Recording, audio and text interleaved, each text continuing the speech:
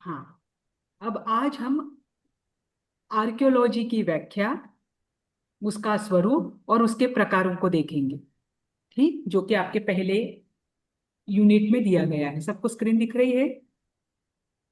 Yes ma'am. हाँ। अब देखिए, आर्कियोलॉजी को इंग्लिश में कहते हैं, पुरातत्व को इंग्लिश में कहते हैं आर्कियोलॉजी, और आर्कियोलॉजी को ही हिंदी में शब्द आता है पुरातत्व शास्त्र। ठीक। अब ये पुरातत्व शास्त्र जो आर्कियोलॉजी है शब्द, वो ग्रीक शब्द से बना हुआ है। इसमें दो शब्द आते हैं, आर्कियोज और लोगोस। आर्कियोज का मतलब होता है पुरातन, और लोगोस का मतलब होता है ज्ञान। ठीक। जिसमें जो पुरातन ज्ञान है, जो पुरातन भौतिक अवशेष है, उसके आधार पर ज्ञान प्राप्त किया जाता है, ऐसा जो शास्त्र होता है वो पुरातत्व शास्त्र होता है। आपके साथ में जब नोट्स शेयर करूंगी तो उसमें पुरातत्व को लेकर अलग अलग 10 डेफिनेशंस दिए गए हैं, आप वो भी देख लेना। बस उसमें शब्द अलग अलग है, अर्थ हर जगह एक ही होता है, जहां पर अवशेषों के माध्यम से ज्ञान को प्राप्त किया जाता है। ठीक। पुरातत्व यह ज्ञान की वो शाखा है जिसमें पुरावशेषों का अध्ययन किया जाता है। इसके दो पक्ष होते हैं पुरातत्व के। दो पक्ष कौन से होते हैं? एक होता है क्रियात्मक और एक होता है विवेचनात्मक। जो भी क्रियाएं की जाती है, जैसे कि खोदना है, उत्खनन करना है, उत्खनन के बाद जो पुराने अवशेष मिलते हैं, उन अवशेषों को ढूंढकर उनको इकट्ठा करना, संग्रह करना, और उनको अलग अलग, जैसे आगे मैं बताऊंगी कि कैसे कैसे प्रोसेस होते हैं, तो उनको अलग अलग रखना, राजाओं के माध्यम से हो, क्रोनोलॉजिकल ऑर्डर में रखना हो, किस समय में कौन से अवशेष रहे हो, उनको, ये सारी जो क्रियाएं हैं ये पहले पक्ष में आती है। क्या क्या करना? एक तो जहां जहां भी ये अवशेष है वहां से उनको खोद कर उत्खनन करके निकालना, निकालने के पश्चात विविध क्रियाएं करके उनका समय आदि जांचना। और दूसरा पक्ष होता है विवेचनात्मक। जैसे अलग अलग विषयों के आधार से पुरातत्व का अध्ययन किया जाता है। पुरातत्व मात्र एक विषय नहीं है, इसमें आपको समाजशास्त्र भी देखने को मिलेगा। इसमें ऐतिहासिक अध्ययन किया जाता है तो इतिहास भी देखने को मिलेगा। इसमें भौगोलिक परिस्थितियों के आधार पर अध्ययन किया जाता है तो भूगोल भी देखने को मिलेगा। अलग अलग इसकी रासायनिक पद्धतियां होती है तो यहाँ पर आप रसायन शास्त्र को भी देख सकते हैं। यहाँ पर जीव के जो अवशेष है उनका अध्ययन होता है, तो आपको जूलॉजी भी इसमें देखने को मिलेगा। वनस्पति के अध्ययनों को करना है तो बॉटनी भी देखने को मिलेगा। तो आर्कियोलॉजी ये एक विषय नहीं है, ये विषयों का समूह है। प्रत्येक विषय इससे जुड़ा हुआ है। तो जब उसको विषय के आधार पर विश्लेषित करते हैं, तब पुरातत्व शास्त्र का दूसरा पक्ष बनता है, जो कि है विवेचनात्मक। ठीक। तो ये पुरातत्व शास्त्र जो है ये दो पक्षों पर आधारित है। पहले क्रिया के माध्यम से उन अवशेषों को इकट्ठा करना, और उन अवशेषों को देखकर विविध विषयों के आधार से उसका समय, उसकी जानकारी प्राप्त करना। ठीक। अब इसे कौन से विषयों के साथ इनका ये पूरक है, उसको लेकर पहले हम देखेंगे। फिर अलग अलग प्रकार के पुरातत्व जो है कि कौन कौन से प्रकार से हम वस्तुओं का उत्खनन भी करते हैं और उनको आगे जांचते भी हैं। ठीक। अब सबसे पहले आर्कियोलॉजी का संबंध आता है हिस्ट्री के साथ। आपको पता है कि आप अवशेषों का जो अध्ययन कर रहे हो वो अतीत के ही अवशेष है। जो प्राचीन समय से प्रागैतिहासिक काल से हो, ऐतिहासिक काल से हो, जो अवशेष रहे हुए हैं उनका ही अध्ययन पुरातत्व में किया जाता है। इसीलिए पुरातत्व का सबसे पहला संबंध आता है इतिहास के साथ। ये दोनों एक दूसरे के पूरक है। ठीक, क्योंकि इतिहास और पुरातत्व ये दोनों भी क्या करते हैं? अतीत का अध्ययन करते हैं, है ना? इतिहास और पुरातत्व ये दोनों भी किसका अध्ययन करते हैं? अतीत का अध्ययन करते हैं। बस इतिहास में क्या होता है, जो आपके पास लिखा हुआ है, लिखित रूप में जो स्रोत अवेलेबल है, उपलब्ध है, जो साहित्यिक ग्रंथ है, वंशावलियां है, विविध परंपराओं के जो शास्त्र आदि है, जो उनकी कथा रूप में चलती हुई ओरल ट्रेडिशंस है, उन सबको आधार से इतिहास का अध्ययन किया जाता है। एक मिनट, हाँ।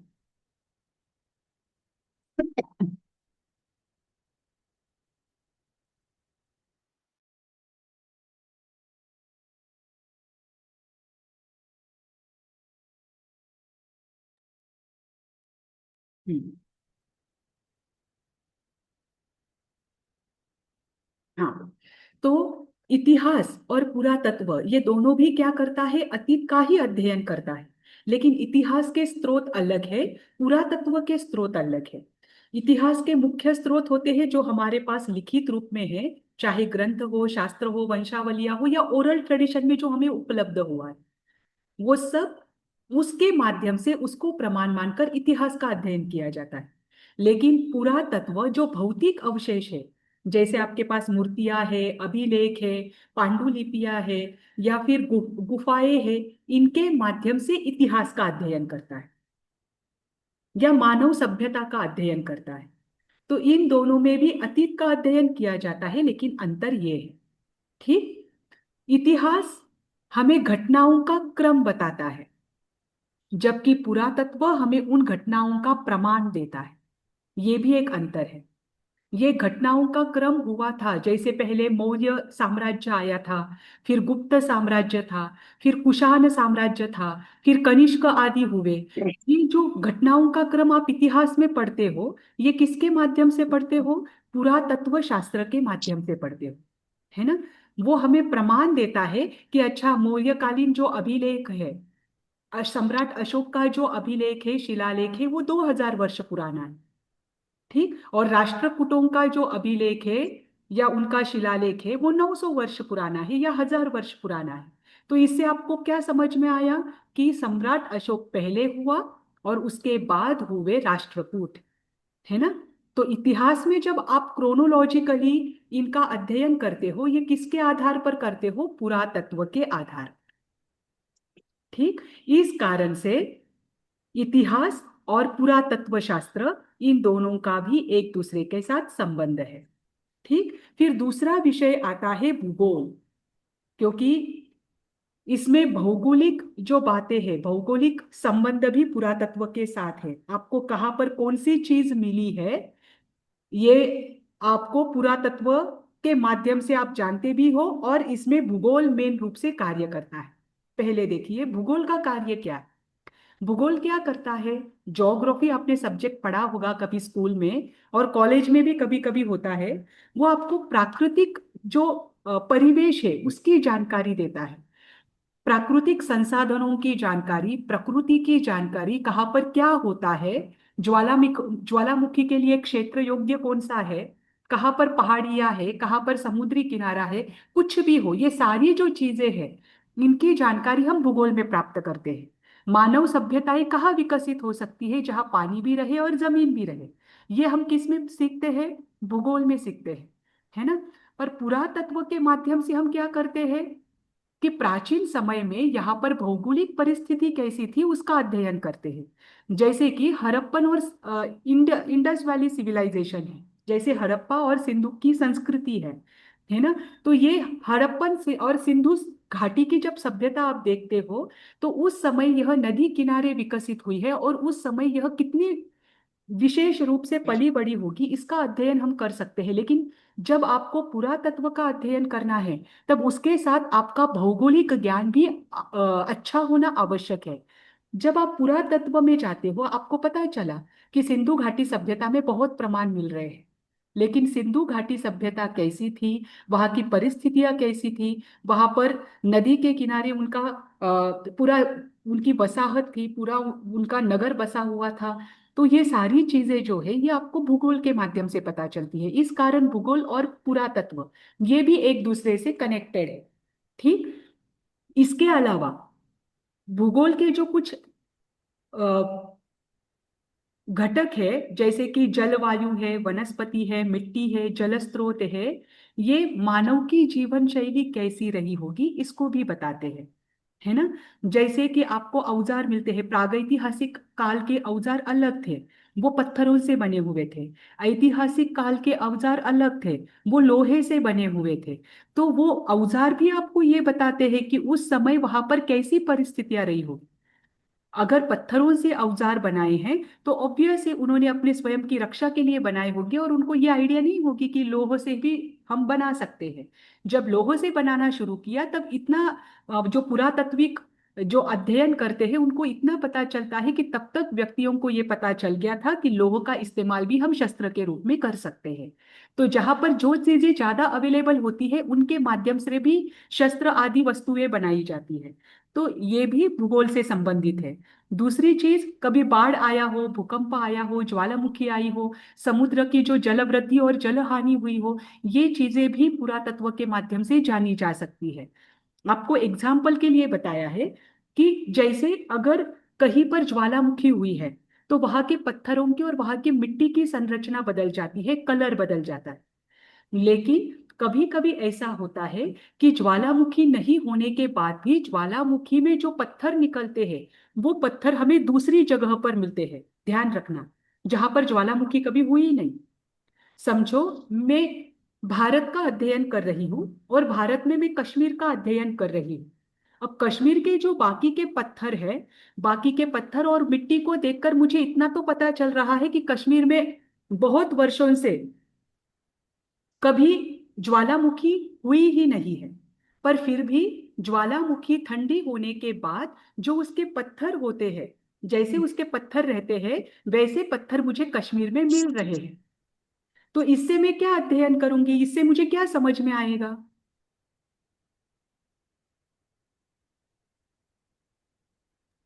पहले कुछ वैसा हुआ था वहां पे, तभी अभी ये अवेलेबल तो है। मैंने मिट्टी के आधार पर जान लिया, मैंने मिट्टी की कार्बन डेटिंग कर ली और उसके आधार पर जान लिया कि मिट्टी अगर वहां पर ज्वालामुखी आई होती तो मिट्टी का कलर बदलता, मिट्टी की संरचना बदलती। पर मिट्टी की संरचना तो प्राकृतिक है, वैसे की वैसी ही है। इसका मतलब इसमें ज्वालामुखी कभी आई नहीं, पर फिर भी ज्वालामुखी के पत्थर मुझे कश्मीर में मिल रहे। तो इसका अर्थ मेरा क्या रहेगा? वहां पर ज्वालामुखी तो हुई थी बट बहुत सालों पहले, इसलिए मिट्टी का रंग नहीं बदला, मगर पत्थर है वहां पर। नहीं, इसका अर्थ ये किसी है और कहीं और कि जिन सा जगह है पर ज्वालामुखी हुई थी उन जगह के उससे लोगों का आगे। कश्मीर में आवागमन था, उनका कश्मीर में आना हुआ था और उनके साथ वो आए। ये अध्ययन किया जाता है पुरातत्व में। जब उसकी मिट्टी नहीं बदली है तो पत्थर भी नहीं बदलेंगे, है ना? तो ये जब आवागमन होता है, जैसे कि समुद्री के अवशेष मिलते हैं, नौकाओं के अवशेष मिलते हैं, तो उस समय के व्यक्ति नौकाओं का इस्तेमाल करते थे। कभी कभी एक और बीच में एक केस आई है कि महाराष्ट्र में जो छोटे छोटे गांव है विदर्भ में, उन छोटे छोटे गांवों में 1500 साल पहले के रोमन सिक्के मिले हैं। इससे उन्होंने क्या अध्ययन किया या क्या अंदाजा लगाया? 1500 साल पहले भी ग्रीक या रोमन के लोगों का, जो रोम के लोग हैं उनका महाराष्ट्र में आवागमन था। क्योंकि यहाँ पर तो कोई व्यक्ति वैसे कॉइन्स बनाएगा नहीं, ये बाद में बने हुए नहीं है, ये 1500 साल पुराने हैं। इसका अर्थ क्या हुआ कि 1500 साल पहले भी अंतरराष्ट्रीय स्तर पर बिजनेस होता था, व्यापार होता था, लोगों का आना जाना था, है ना? तो ये इसके आधार पर जाना जाता है। ठीक, तो भौगोलिक परिस्थितियों के आधार पर उस समय परिस्थितियां कैसी थी, प्रकृति में कौन से संसाधन उपलब्ध थे, और फिर उसके आधार पर मानव जीवन शैली कैसी थी, इसका अध्ययन किया जाता है। ठीक, तो भूगोल का और पुरातत्व का भी संबंध है। फिर इसके बाद आता है समाज शास्त्र। समाज शास्त्र कार्य क्या करता है? जिसे सोशियोलॉजी कहते हैं। सोशियोलॉजी का कार्य क्या होता है? समाज के घटकों का अध्ययन करना, है ना? समाज एक संगठन है, ग्रुप है।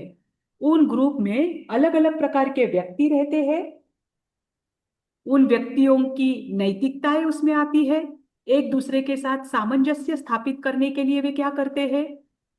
कुछ मूल्यों की अवधारणा करते हैं। इन सब का अध्ययन सोशियोलॉजी में होता है कि आप समाज को टिकाने के लिए, समाज को विकसित करने के लिए समूह के रूप में जो कार्य किए जाते हैं वो सब समाज शास्त्र है। ठीक, अब आर्कियोलॉजी में सोशियोलॉजी का संबंध कहाँ कहाँ आता है? जब आप प्रागैतिहासिक, प्रागैतिहासिक काल किसे कहा जाता है? 50,000 वर्ष के पूर्व की कोई चीज मिलती है तो उसे प्रागैतिहासिक माना जाता है। ठीक। तो 50,000 वर्ष पूर्व अगर मानव रहा है, ऐसा तो कहा जाता है कि उस समय सैपियंस थे, होमो सैपियंस थे, जो अलग अलग आपको दिखाए जाते हैं। पर उनमें भी, वो भी ग्रुप में रहते थे, तो वो अपने ग्रुप में रहते हुए कैसे उनके रीति रिवाज थे, कैसी प्रथाएं थी, क्या खाते थे, क्या कार्य करते थे, वो एक जगह पर रहते थे या अलग अलग जगह पर रहते थे, जैसा सीजन आता है वहां पर एक जगह पर रहकर खेती आदि करते थे और आगे जाते थे। ये अलग अलग चीजों का अध्ययन समाज शास्त्र के माध्यम से पुरातत्व करता है। तो इसके लिए उसे समाज शास्त्र की आवश्यकता होती है। कहाँ आवश्यकता होती है? कि जब आज के समाज की नैतिकता का अध्ययन करते हैं, जब पहले समाज कैसा था इसका इतिहास के माध्यम से वो अध्ययन करते हैं, तो उसके पहले भी समाज कैसा रहा होगा, ये वहां के आवास, वहां के कब्र आदि, उनके भोजन के अवशेष, औजार, इनके माध्यम से समाज का अध्ययन करते हैं। कि अगर वहां पर औजार मिल रहे हैं तो व्यक्ति को ये पता था कि मुझे अपना संरक्षण करना है, मैं अपने संरक्षण के लिए औजार बना रहा। अगर गुफाएं मिलती है, गुफाओं में ऐसे अवशेष मिलते हैं मनुष्यों के या पशुओं के, कि उससे पता चलता है कि अच्छा, यहाँ मनुष्यों के भी अवशेष है, पशुओं के भी अवशेष है। इसका अर्थ ये है कि मनुष्य पशुओं को संभालना जानता था, पालतू पशुओं को वो अपने पास रखता था। जो हिंस्रक पशु है उनसे दूर रहने के लिए वो औजार रखता था। मतलब ये अलग अलग समाज से संबंधित उनके कैसे रीति रिवाज रहे होंगे, उनकी प्रथाएं कैसी रही होंगी, संरचना कैसी रही होंगी, ये सारा अध्ययन पुरातत्व में समाज शास्त्र के नियमों के आधार से किया जाता है। इसीलिए पुरातत्व और समाज शास्त्र ये भी एक दूसरे के पूरक है। ठीक। अब इसके आगे देखिए, भूतत्व विज्ञान। अब भूतत्व तो इसमें आएगा ही। जियोलॉजी, केमिस्ट्री, बॉटनी और जूलॉजी, इनका डायरेक्ट संबंध पुरातत्व शास्त्र से है। भूतत्व में जमीन से संबंधित या भूमि से संबंधित सारी चीजें आती हैं। जैसे कि चट्टान है, मिट्टी है, मिट्टी की अलग अलग परतें हैं, बड़े बड़े पत्थर है, खनिज है जो जमीन के नीचे होते हैं। ये सबकी बनने की जो प्रक्रिया है उसका अध्ययन भू विज्ञान में किया जाता है।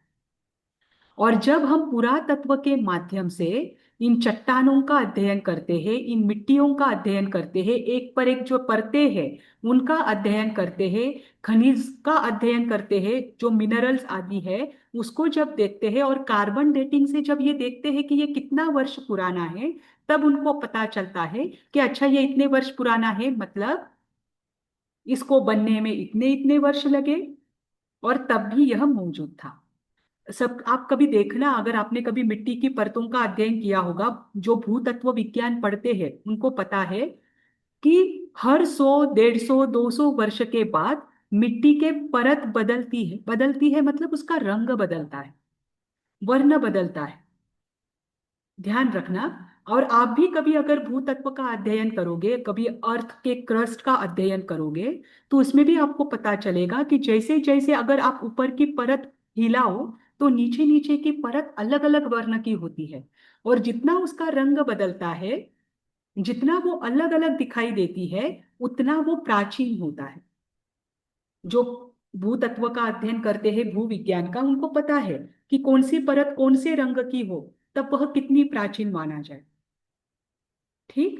तो यहाँ पर भूतत्व विज्ञान का संबंध कहाँ आता है पुरातत्व में? जब आप किसी भूमि पर या समुद्री जीवों के अवशेष में, जब आप एक एक भूमि के परत का अध्ययन करते हैं, जैसे कि मिट्टी के बर्तन हैं, जैसे गुप्त काल की बनाई हुई मूर्तियां हैं, जैसे मौर्यकालीन समय में बनाई हुई मूर्तियां हैं, उस समय के बर्तन आदि है। आप जब पुरातत्व का अध्ययन करते हो तब मात्र आपको मूर्तियां नहीं मिलती, मूर्तियों के साथ प्राणियों के, मनुष्यों के अवशेष मिलते हैं, पेड़ों के अवशेष मिलते हैं, उस समय के पत्थर आदि, या उस समय के बर्तन, उपकरण, आभूषण, ये सब चीजें मिलती है। उन पर परतें होती हैं। तो उनको जब निकाला जाता है, जैसे एग्जाम्पल, जब मिट्टी का बर्तन निकाला गया, मिट्टी का हंडा था, उस हंडे को निकाला गया, तो उसका कलर कैसा है पहले ये देखा जाता है। उस पर लेयर जो है वो किस लेयर में आता है, जैसे कि भूतत्व विज्ञान के अलग अलग लेयर है, तो उस लेयर के साथ वो कौन से लेयर के साथ वो बर्तन मैच कर रहा है, उसके आधार पर वो बर्तन कितना वर्ष प्राचीन है इसको देखा जाता है। तो पुरातत्व के साथ भूतत्व का डायरेक्ट संबंध है। ये आपको सीधा बताएगा, जैसे आप श्रवण बेलगोला में जाओगे, वहां पर बाहुबली जी की मूर्ति है। वो बाहुबली जी की मूर्ति 1200-1500 वर्ष पुरानी है।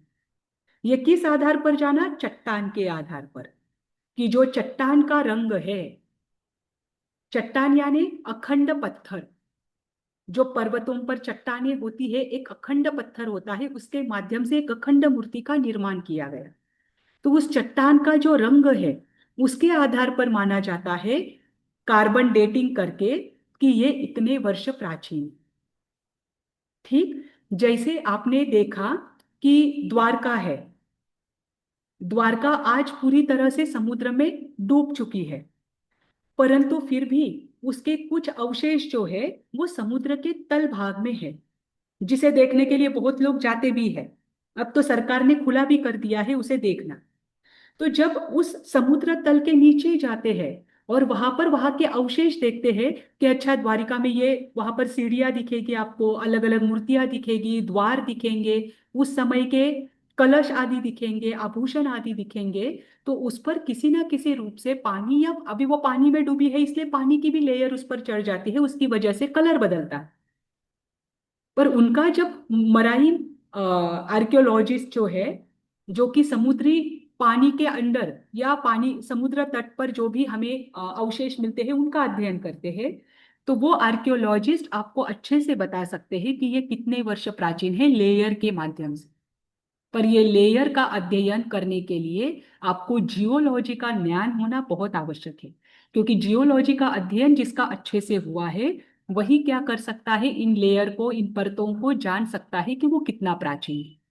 ठीक, अभी यहाँ पर देखो, आपको एक एग्जाम्पल दिया है कि यदि कोई आपने स्थल देखा कि जिस पर आज पानी नहीं है, जैसे कि द्वारका जो आज समुद्र के नीचे है, जब वो द्वारका थी आज से 84,000 वर्ष पूर्व, उस समय वहां समुद्र नहीं था, उस समय वहां जमीन थी। बाद में समुद्र का स्तर बढ़ गया और वो जो द्वारका है वो समुद्र के नीचे दब गई। पर कुछ चीजें, कुछ जगह ऐसी भी है कि जहां पर पहले कभी समुद्र था, लेकिन समुद्र का स्तर कम हो जाने से वहां पर भूमि ही रही, समुद्र के नीचे भी भूमि होती है, तो समुद्र का पानी चला गया और वहां भूमि रही। पर यहाँ पर पहले समुद्र था, ये मैं कैसे जानूंगी? तो वहां पर मिट्टी में मुझे समुद्री अवशेष मिलेंगे, कुछ ना कुछ समुद्री जीवों के अवशेष, समुद्र में जो जो चीजें होती है, अगर वो आपको किसी मिट्टी पर हर जगह मिल रही है, बार बार मिल रही है, तो इसका अर्थ निश्चित है कि यहाँ पर पहले समुद्र था। पर समुद्र के पानी का स्तर कम होने से आज वहां पर समुद्र नहीं रहा है। तो ये आपको कैसे पता चलेगा पुरातत्व में? जब आपको भूतत्व विज्ञान का ज्ञान होगा। इसीलिए पुरातत्व के साथ जियोलॉजी का भी डायरेक्ट संबंध है। ठीक, फिर इसके बाद आता है केमिस्ट्री, रसायन विज्ञान।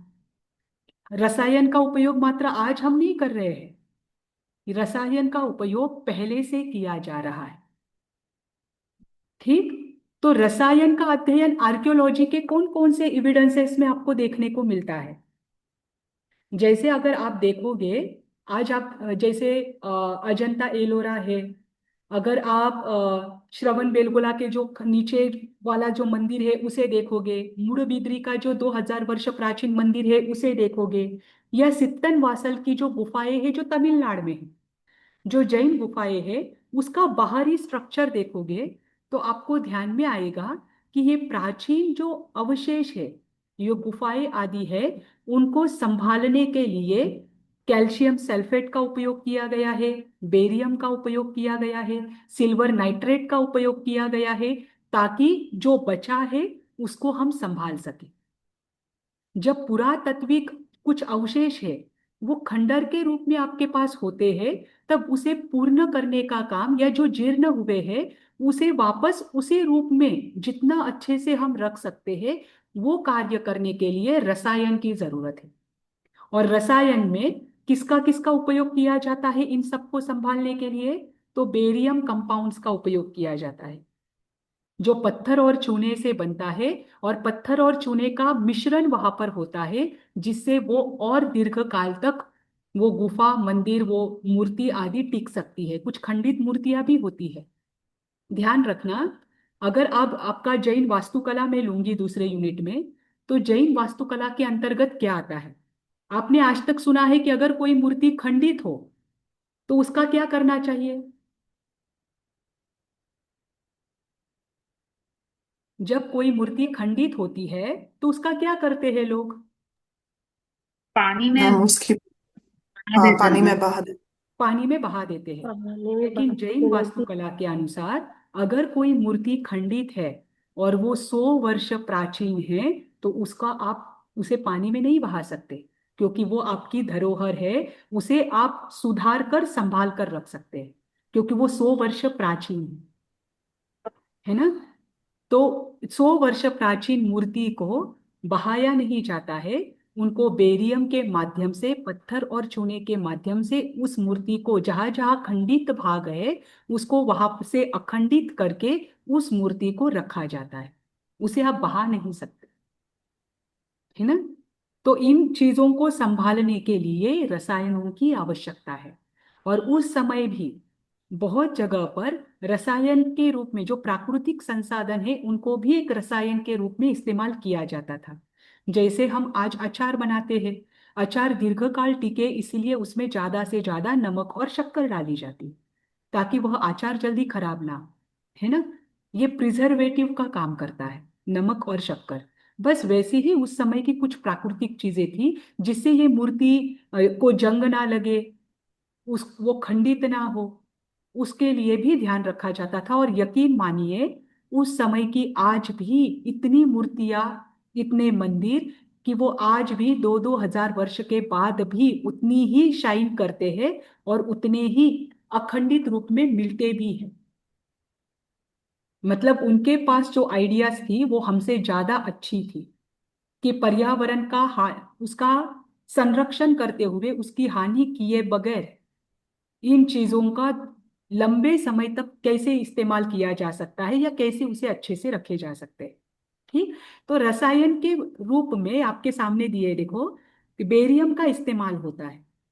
उसके बाद कैल्शियम सल्फेट का, जिसे प्लास्टर ऑफ पेरिस कहा जाता है, जो टूटी हुई मूर्तियां है या जो टूटे हुए अवशेष है उनको जोड़ने के लिए प्लास्टर ऑफ पेरिस का काम किया, उसको उपयोग में लिया जाता है। फिर सिल्वर नाइट्रेट का उपयोग किसके लिए जाता है? जो धातु है, धातु से बनी मूर्तियां आदि है, धातु से बने हुए मंदिर आदि है, उनके संरक्षण के लिए, उन पर जंग ना चढ़े, उनका ऑक्सीडीकरण ना हो, इसके लिए सिल्वर नाइट्रेट का उपयोग किया जाता है। इस कारण से जो प्राचीन धातु की मूर्तियां है या प्राचीन धातु का इस्तेमाल किए गए मंदिर आदि है, वहां पर आज भी जंग देखने को नहीं मिलती, है ना। फिर मैग्नीशियम क्लोराइड है, जो नमी को नियंत्रित रखता है। जहां पर लकड़ी की वस्तुएं होती है, लकड़ी की चीजें होती है, या लकड़ी की मूर्तियां भी होती है। लकड़ी की मूर्तियां ज्यादातर जैन दर्शन में उपयोग में नहीं ली जाती, क्योंकि हमारे आचार्यों ने कहा है कि तीर्थंकरों की मूर्तियां काष्ठ में नहीं होनी चाहिए। पर फिर भी आपको एक प्रमाण ऐसा मिलता है जहां पर भगवान महावीर की जो संसारिक मूर्ति है, संसार के समय की, मतलब जब वो संसार में थे, राजकुमार अवस्था में थे, तब उनकी एक मूर्ति बनाई गई थी। ऐसा कहा जाता है कि इंद्र ने आकर वो मूर्ति बनाई थी। वो मूर्ति जीवंत स्वामी के मूर्ति के नाम से जानी जाती है। और ऐसा आगमों में प्रमाण मिलता है कि वो मूर्ति गोशीर्ष चंदन की बनाई गई थी, लकड़ी की बनाई गई।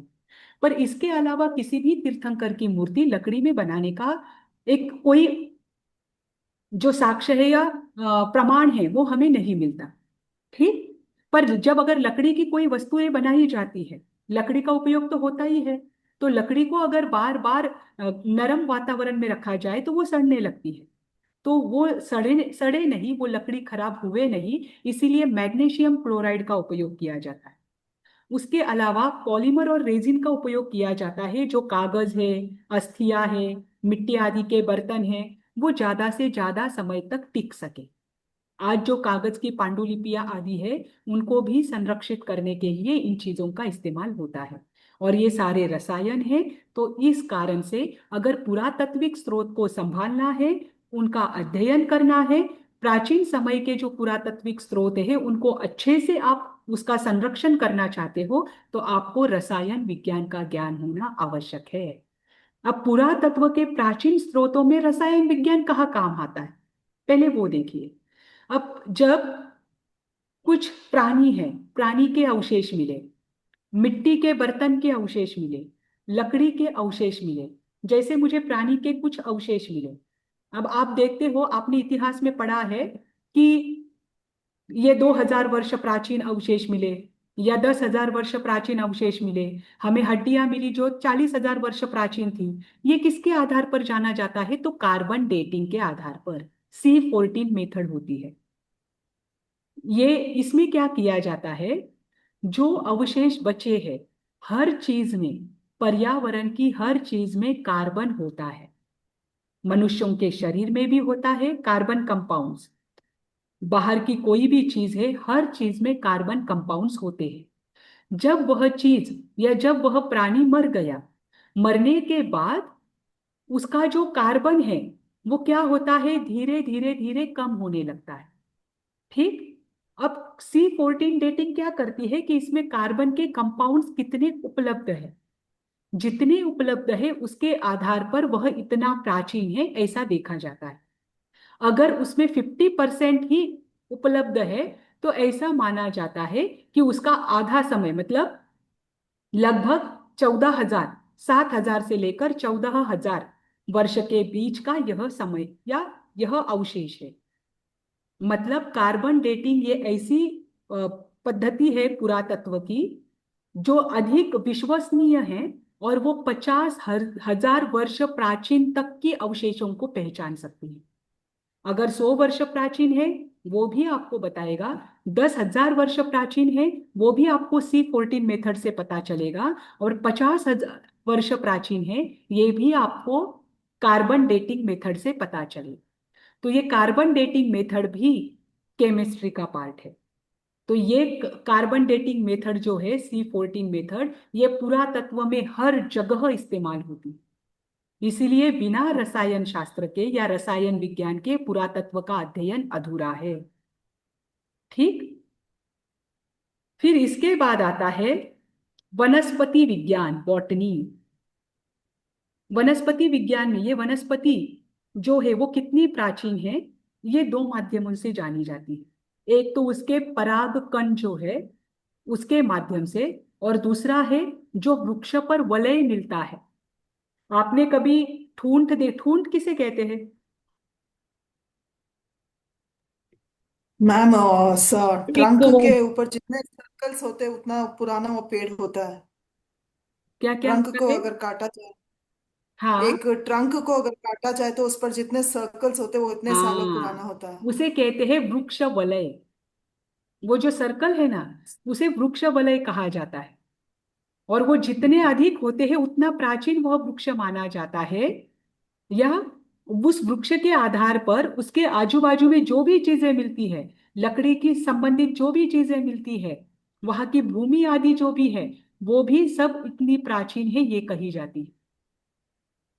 ये वृक्ष वलय वलय की जो क्रियाएं है, ये भी हमें क्या करती है, उसकी प्राचीनता बताती है। इस कारण से वनस्पति विज्ञान का भी पुरातत्व के साथ संबंध है। मम्मी, मैंने उसको बर्तन का बोल। जी। अच्छा, ये उधर बोल रहे। नहीं हाँ। हाँ, इसके बाद है प्राणी विज्ञान। हम एक मिनट, वो पहले स्लाइड में जाना ना, वो पराग वर्ड का मीनिंग क्या था? परागकण पराग यानी परीक्षण, pollen grains. Pollen grains, okay. Hmm. ठीक। फिर उसके बाद आता है प्राणी विज्ञान। ठीक। प्राणी विज्ञान में सभी जीव जंतु, हाँ, प्राणी विज्ञान के अंतर्गत सभी जीव जंतु जो है उनका जीवन, उनकी संरचना, उनका विकास, उनका व्यवहार, उनका वर्गीकरण। ये सब आता है। आप देखते हो कि कौन से कैटेगरी में कौन कौन से प्राणी आते हैं, ये आपने 9th और 10th में पढ़ा है। ठीक। तो ये सारा प्राणी विज्ञान के आधार पर उनके जो जीवाश्म मिलते हैं, उनके जो फॉसिल्स मिलते हैं, उनका अध्ययन किया जाता है। और उन फॉसिल्स के आधार पर ये जाना जाता है कि उस समय के प्राणी कैसे थे, उनकी रचनाएं कैसी थी, और आजू बाजू में जो मनुष्य आदि रहे हैं, जो गुफाएं आदि है, उसमें भी कुछ अवशेष मिलते हैं। तो ये गुफा भी कितनी प्राचीन है, ये कभी कभी जीवाश्म के आधार पर भी जानी जाती है ना। जब हम पुरातत्व में मानव के अतीत को समझने का प्रयास करते हैं, उनके इतिहास को समझने का प्रयास करते हैं, तो केवल वहां पर औजार का, मानव की संरचना का, उनके समाज का, उनके भवन का, उनकी गुफाओं का, उस समय की मूर्तियों का अध्ययन नहीं किया जाता। उस समय के जो पशु पक्षी आदि है, उनके भी अवशेषों का उपयोग किया जाता है। उनका भी अध्ययन महत्वपूर्ण है, क्योंकि समाज में केवल मनुष्य नहीं रहते, पृथ्वी पर केवल मनुष्य नहीं रहते, मनुष्य के साथ और भी जीव रहते हैं जो क्या करते हैं, आपके संरचना में महत्वपूर्ण योगदान निभाते हैं, है ना। तो उनके जो अश्म है, उनके जो अवशेष है, उसे जीवाश्म कहा जाता है। जो प्राणियों के अवशेष है, कीट से लेकर हर प्रकार के कीड़े आदि हो, हर प्रकार के पशु पक्षी हो, जंगली पशु हो, पालतू पशु हो, कोई भी हो, इनके अवशेषों को जीवाश्म कहा जाता है। और ये अवशेष लाखों वर्षों से हमें मिलते हैं। बीच में मध्य प्रदेश में कोई एक गांव है, वहां पर लगभग 50,000 साल पुराने हाथी के हड्डियां आदि मिले, उनके हस्ती दंत आदि मिले। तो 50,000 वर्ष पूर्व भी हाथी कितना बड़ा था, आज के अपेक्षा से बहुत बड़ा था। और उन अवशेषों के आधार पर से, जैसे मैंने कहा, कार्बन डेटिंग आदि ये मेथड बहुत महत्वपूर्ण है। इनके अध्ययन से जाना गया कि वो हाथी 50,000 से अधिक वर्ष पुराना है, उसका आकार देखकर, उसकी हड्डियों का आकार देखकर भी। अब उस समय भी हाथी थे। किसी ने कुछ कहा? हाँ, उस समय भी हाथी थे। उस समय कैसी रचनाएं थी, अब हाथी से संबंधित जो भी चीजें वहां पर उनको मिलेगी, उनको इतना अध्ययन नहीं करना पड़ेगा, अब वो जान जाएंगे कि ये इतने साल पुराना है, यहाँ पर इतने वर्ष से अधिक यहाँ पर क्या रही हुई है, प्राणियों की और मनुष्यों की रचना रही हुई है। तो इतने पशु पक्षियों के लाखों वर्षों पुराने तक के अवशेष मिलते हैं। और इन अवशेषों के आधार पर उस समय का पर्यावरण कैसा रहा होगा, उस समय पशुओं की जीवन शैली कैसी रही होगी। पशुओं के भी हड्डियों से पता चलता है कि उन्होंने मनुष्यों को खाया है या नहीं खाया है। और मनुष्यों के हड्डियों से भी पता चलता है कि वो मांसाहारी था या वो शाकाहारी था, वो उस समय का व्यक्ति कैसा था। इसका अध्ययन उनके हड्डियों से भी पता चलता है। आप सोचिए, तो उनके भोजन की भी जानकारी आपको जीवाश्मों से मिलती है, चाहे वह मनुष्य की हड्डियां हो, चाहे वह पशुओं की हड्डियां हो। तो ये हमें स्पष्ट करता है कि आज से इतने वर्ष पूर्व सामाजिक विकास कैसा था, मनुष्यों की संरचना कैसी थी, प्राणियों की संरचना कैसी थी, उनकी लंबाई चौड़ाई कितनी थी, वो आहार क्या करते थे, इन सब का अध्ययन भी पुरातत्व में किया जाता है। और उसके लिए जूलॉजी का ज्ञान भी आवश्यक है। ठीक। हाँ, अब टाइप्स ऑफ, तो पुरातत्व के साथ इन सभी प्रकार के अध्ययन विषय जो है, इनका ज्ञान, बेसिक ज्ञान होना आवश्यक है। चाहे इतिहास हो, चाहे भूगोल हो, नृतत्व शास्त्र लिया ना मैंने आपका? Yes ma'am. हाँ, एंथ्रोपोलॉजी। नहीं लिया। नहीं लिया। नहीं नहीं लिया मैम, मैम। नहीं लिया। नृतत्व शास्त्र में क्या होता है,